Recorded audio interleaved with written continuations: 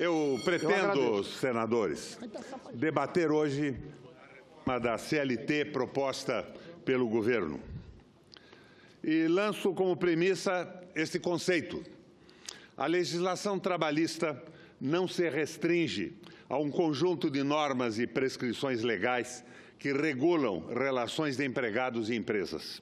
É muito mais do que isso. Sua filosofia básica é que nas relações entre capital e trabalho, com interesses necessariamente conflitantes entre as partes, o Estado, através da justiça do trabalho, deve desempenhar um papel de protetor da parte mais fraca, a fim de equilibrar o jogo do poder entre elas. Mais adiante, discuto pontos específicos da reforma pretendida pelo governo, que me parecem contrários aos interesses dos trabalhadores. Essa desfiguração da CLT, por si mesma, tem um conteúdo que merece ser prontamente rejeitado em sua maior parte. Mas é o coração do projeto, baseado nos conceitos liberais e agora chamados de neoliberais, de que trabalhadores e empresários são igualmente livres para contratar, que merece um mais absoluto e completo repúdio. Fixemos, pois, nesse ponto, o trabalhador não é livre para contratar.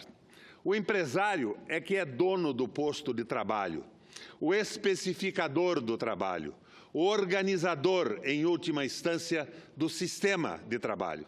Em geral, salvo em épocas excepcionais de pleno emprego, ele é livre, sim, para escolher o trabalhador.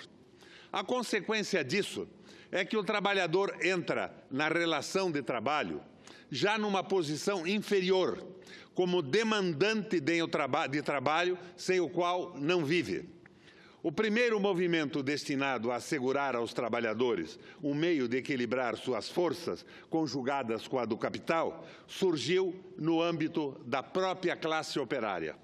Surgiu com o sindicalismo, em grande parte sob influência socialista e anarquista. Na Europa, exceto pelas condições peculiares da Rússia, o sindicalismo evoluiu para formas não revolucionárias, até consolidar-se pela ação de grandes líderes políticos num grande pacto social-democrata.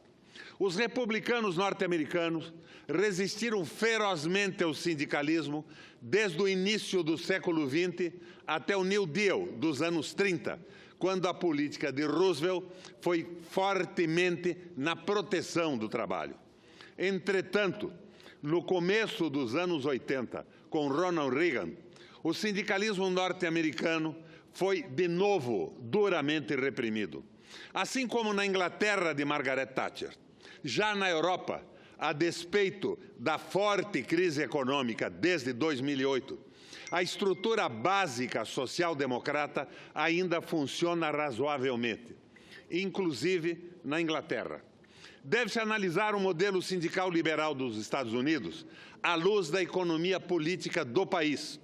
É um sistema econômico dinâmico, com ênfase no crescimento, resultando em fortes ondas de ascensão social que funcionam como atenuador de conflitos de classe. Mais importante, o combate ao desemprego integra explicitamente a política fiscal monetária, de que é exemplo a política de Barack Obama após a crise de 2008. Em 7 anos, o déficit fiscal acumulado, voltado para estimular investimento e emprego, chegou a 7 trilhões de dólares. Estou fazendo essa digressão sumaríssima para chamar a atenção para o fato de que a reforma proposta pelo governo Temer está solidamente ancorada no modelo do sindicalismo liberal norte-americano. Sem o crescimento americano e sem o comprometimento americano com o pleno emprego, que é uma das características que diferem o Banco Central americano, o Federal Reserve, do nosso Banco Central. Lá, o trabalhador ligado a grandes estruturas sindicais, ditas democratas, goza de alguma proteção contratual. Já o trabalhador livre, entre aspas, com reduzida proteção, já que não pertence a sindicato, se beneficia de qualquer forma de um dinamismo da economia que continua atraindo centenas de milhares de imigrantes anualmente. Vou me ater inicialmente a 2 pontos específicos da reforma proposta que ferem o princípio de intervenção do Estado para equilibrar relações trabalhistas. O primeiro ponto é a contribuição sindical obrigatória, instituída nos primórdios da legislação trabalhista. Ela foi introduzida na legislação em vista à óbvia presunção de que trabalhadores de salários mais baixos e de baixo nível de conscientização política dificilmente contribuiriam para os seus sindicatos. De um ponto de vista liberal, isto seria um anacronismo. Mas, acaso o trabalhador médio brasileiro já adquiriu consciência de classe suficiente para destinar a seu sindicato 1% de seu salário por ano, voluntariamente? Ou ele terá apenas visão de curto prazo, só contribuindo para o sindicato quando efetivamente precisar dele? O que se pretende com a reforma, sem sofisma, é enfraquecer financeiramente a estrutura sindical de um ponto de vista sociopolítico. O segundo ponto é a proposta da prevalência do contratado sobre o legislado. A combinação desse item com o item anterior configura a intenção manifesta de liquidar a proteção ao trabalhador. Por um lado, enfraquece-se o sindicato.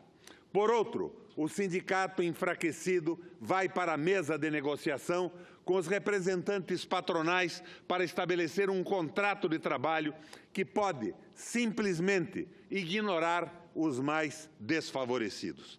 Quem garante que um sindicato enfraquecido não vá ceder direitos aos trabalhadores na negociação?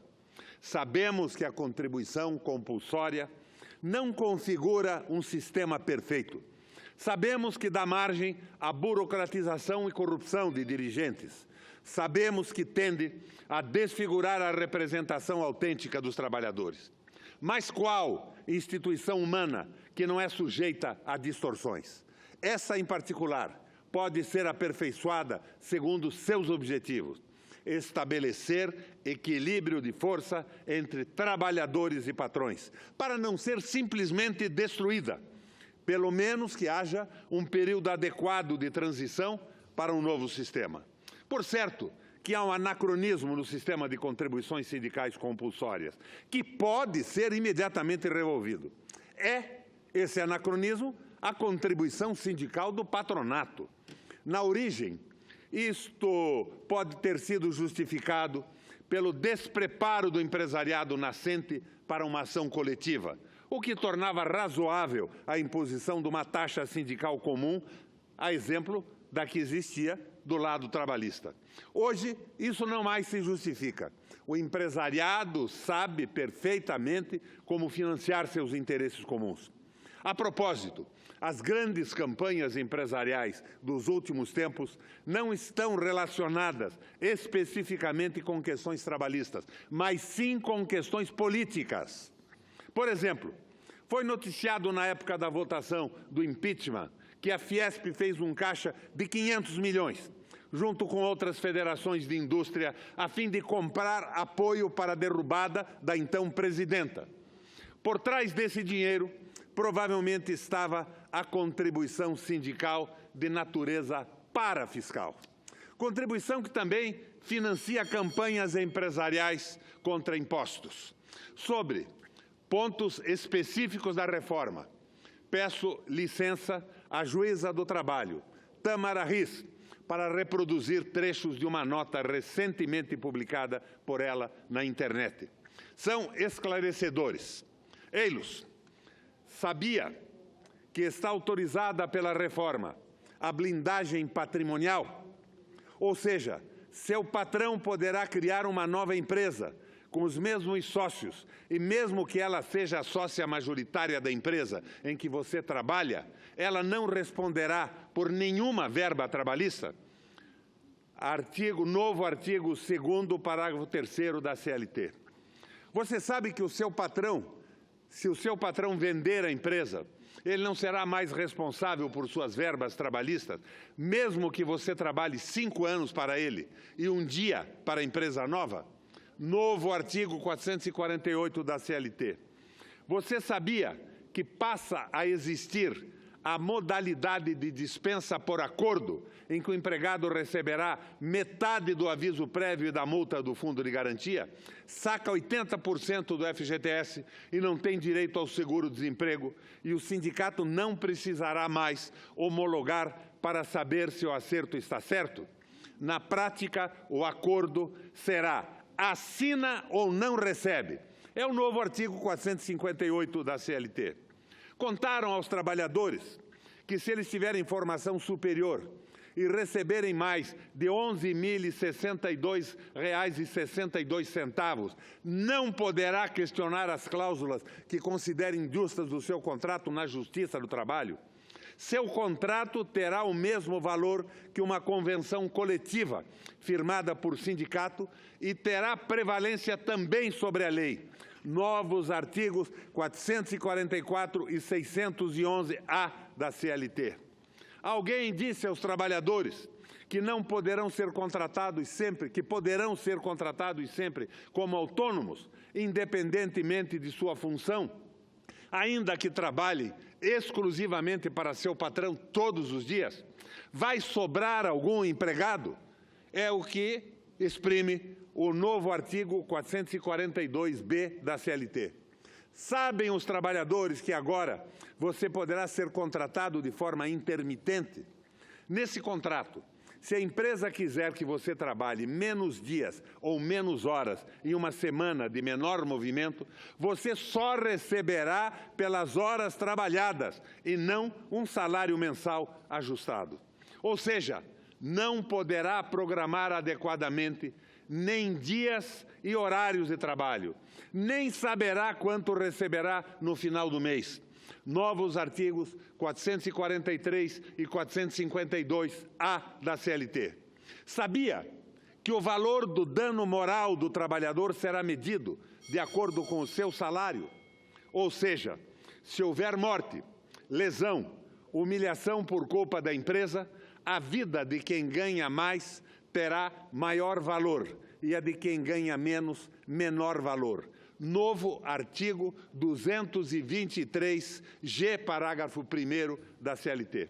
Vejamos alguns outros pontos da reforma, esses apontados pelo advogado trabalhista Marcelo Mascaro. Eu ia elencar isso. Tem ou não tempo? Então, prossigo. Ajuda de custo não vai integrar salário. Valores relativos a prêmios, importâncias pagas habitualmente sob o título de ajuda de custo diária para viagens e abonos, assim como os valores relativos à assistência médica ou odontológica, não integrarão o salário. Na prática, isso significa que boa parte do salário do empregado poderá ser paga por meio dessas modalidades, sem incidir nas verbas do INSS e do Fundo de Garantia. Segundo, vai ficar mais difícil pedir equiparação salarial. O requisito para equiparação salarial da prestação do serviço precisa ser na mesma localidade. E isso será alterado para o mesmo estabelecimento empresarial, devendo ser prestado para o mesmo empregador por tempo não superior a 4 anos. Tal alteração diminui as chances de se pedir equiparação nos casos de empregados que exercerem a mesma função, mas recebem salários diferentes, pois trabalham em empresas diferentes do grupo econômico. Além disso, se exclui a possibilidade de reconhecimento do paradigma remoto, quando o pedido de equiparação se dá com um colega que teve reconhecida, por via judicial, a equiparação com outro colega. Terceiro, gratificação para quem tem cargo de confiança não vai integrar salário depois de 10 anos. Atualmente, a gratificação paga para quem está em cargo de confiança, que hoje é em torno de 40% do salário básico, é incorporada ao salário do empregado, caso este fique no cargo por mais de 10 anos. A proposta remove essa exigência temporal, não incorporando mais gratificação à remuneração quando o empregado é revertido ao cargo anterior. Quarto, homologação de rescisão pelo sindicato deixa de ser obrigatória para quem tem mais de 1 ano de casa. Não haverá mais necessidade de homologação do termo de rescisão pelo sindicato ou pelo Ministério Público para os empregados que trabalharem por mais de 1 ano. Vale a assinatura firmada somente entre empregado e empregador. Quinto, demissão em massa não precisará mais ter a concordância do sindicato. As dispensas coletivas, também conhecidas como demissões em massa, não precisarão mais de concordância do sindicato. Elas podem ser feitas diretamente pela empresa, da mesma forma que se procederia na dispensa individual. Quem aderir a plano de demissão voluntária não poderá reclamar direitos depois. Perder habilitação profissional vai render demissão por justa causa. Acordo poderá permitir que o trabalhador receba metade do aviso prévio. Foi criada a possibilidade de realizar acordo na demissão do empregado para recebimento de metade do aviso prévio indenizado. O trabalhador poderá movimentar 80% do valor depositado na conta do FGTS, mas não poderá receber o benefício do seguro-desemprego. A arbitragem poderá ser usada para conflitos trabalhistas. A contribuição sindical será facultativa.